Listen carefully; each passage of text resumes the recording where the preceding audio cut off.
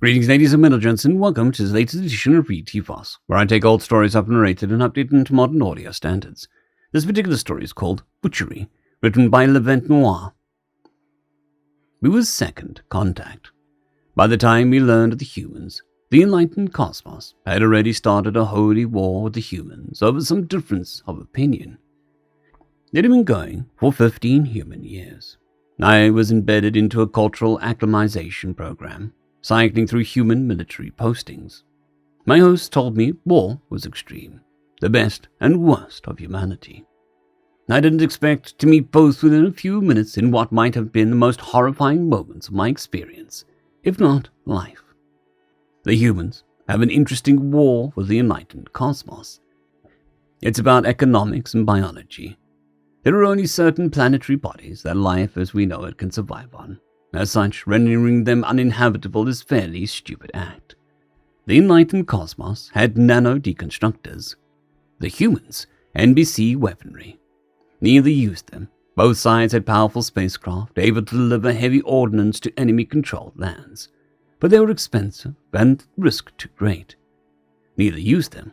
Heavier than air weapon platforms were used, but in small tactical roles, as they were difficult to produce and easily destroyed. The war was fought with modern soldiers, modern weapons, modern tactics, and ancient strategies. Seizure, control, and conquest of strategic ground locations was the methods of the day. This was apparently something that required large numbers of human soldiers, and I'd been exposed to too many of their technologies and operational methods. I was currently embedded in what was termed the field hospital, something my translator had given up trying to explain to me. Apparently, as best as I can tell, humans attempt to prolong a degraded individual. I had heard tell of the enlightened cosmos weapons specifications, and between combat opticals and destructor robots, I did not think humans had much chance of that. On the night I learned of the practices in question, I was relaxing in my tent, with my assigned translator Mia Liu reading some human serial on the bunk above me. It had only been in this camp for 2 rotations, and from what I could see, this camp did nothing. While there were armed troops here, they seemed more defensive, and there were a large number of people who didn't seem to be combatants.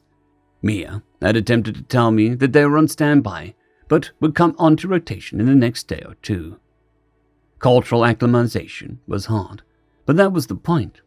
Some irrelevant point of notes I had been reading stuck in my mind, and I swung my lower tentacles off the bunk as to eyesight Mia. But as I formed the question, a hollering, hooting sound echoed at painful intensity. "Whatever the feck it is, Kajita, it can wait. We've got case facts inbound, and I need to get to theater." Mia was putting on a uniform, then ran out of the tent towards the central structure of the camp, which, contrary to my expectations, was the entertainment hall, not the command tent. I was intensely confused and followed her. Humans have amazing mobility when they want to, and I was slow in reaching the theater.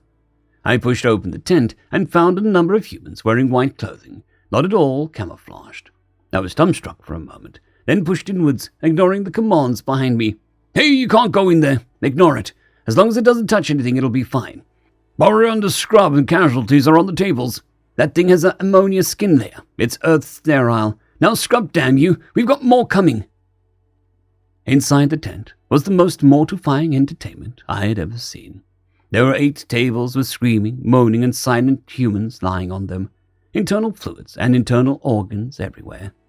There must have been 50 humans rushing around the tables, blades, thread, needles, cloth, sprays.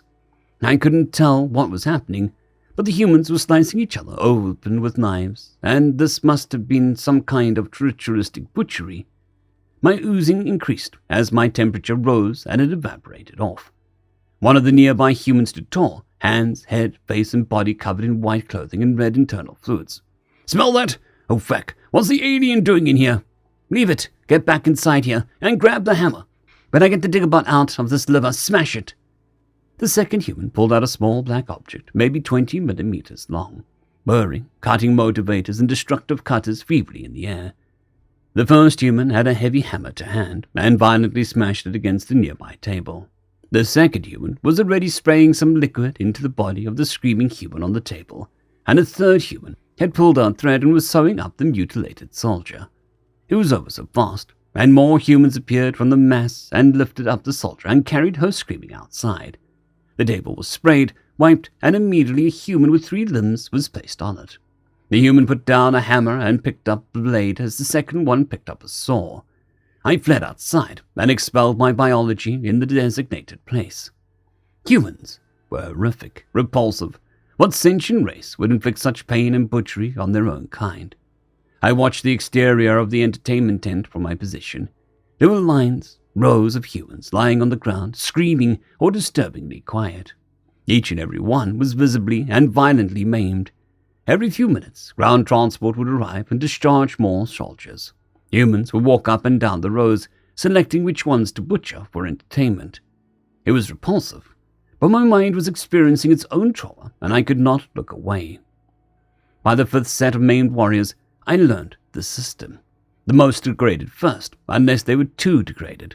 Scraps of conversation arose from the humans sorting the soldiers. "This one has a crushed skull. We can't fix it. It'll be fatal. Chopper is out. Morphine and make her comfortable. We've got a robot in the chest cavity here. Inside immediately. Lost a limb. Painkillers. Burn the artery. Handle later." The language is hard to translate with the number of words I hadn't learned.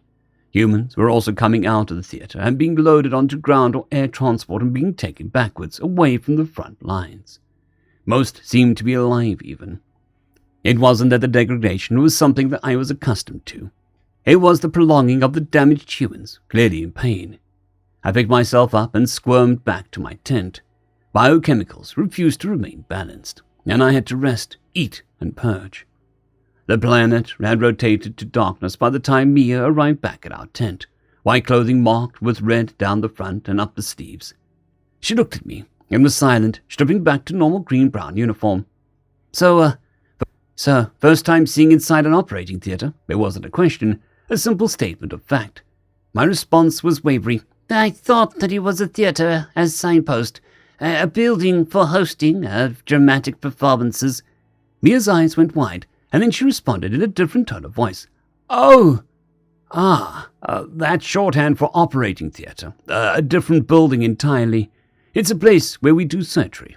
It might upset you, but what happened in there was good for the soldiers. They're pretty much all going to live. Remain alive, after the violence inflicted on them. My obvious confusion was clear to Mia. "Kajelia, you're here to learn about current human military. Well, we have a long and violent history. We have fought each other lots. We are good at it, but we also learned that it's hard to kill a human outright. You've seen our weapons, but they rarely kill. Mostly they maim, injure, and cause a long death. We learn how to stop death because of that, mostly. In cases of trauma like this," the human pulled something up on a data slate. It was another 3-limbed human. He was smiling and waving with his remaining arm. I stared at the images. The image showed close up where the arm had attached. There were no internal fluids. The flesh had puckered and wrinkled, but otherwise evenly colored dark brown and smoothly covered the degradation point. "Mia, why are you and the others in white butchering the soldiers?" Mia's hand went to her face as she replied. "I see now. Humans can repair musculature injuries easily. Surgery is entering the body, finding something it can't repair and fixing it. We're just trauma unit. That's why the soldiers were still in pain and unable to fight. They're not recovered. We just made it so that they could get to the real hospital before dying. It'll take time for them to recover, but they will. Even a Cosmos Cutter robot can't inflict enough damage to kill if we get it fast enough. The lasers, they heat the flesh, but it's not likely to kill outright. If we can keep the soldier from bleeding out, they tend to live." I started to see. Humans could keep themselves alive in ways my species' biology could not, but they couldn't do it alone. They needed other humans to help them not die. Mia explained more, how she was a military nurse, the training it had taken, the kinds of wounds that arose, the ways to treat them, and more. By the time the planet rotated into starlight again, I was mortified that humanity had learned these skills through violent action against itself, yet amazingly awed by the species that would go to such costs and lengths to keep any individual alive. I didn't expect to meet both within a few minutes in what might have been the most horrifying moments of my experience, if not life. But for the sake of our allies in this war, They needed the worst of their history and the best of their present to secure their future. End of story. I'd quickly like to thank our Tier 5 channel members, Casper Arnholt, John Creighton, Manatharia, 050, Dragzoon WRE, and Elijah Silvercross. Thank you very much.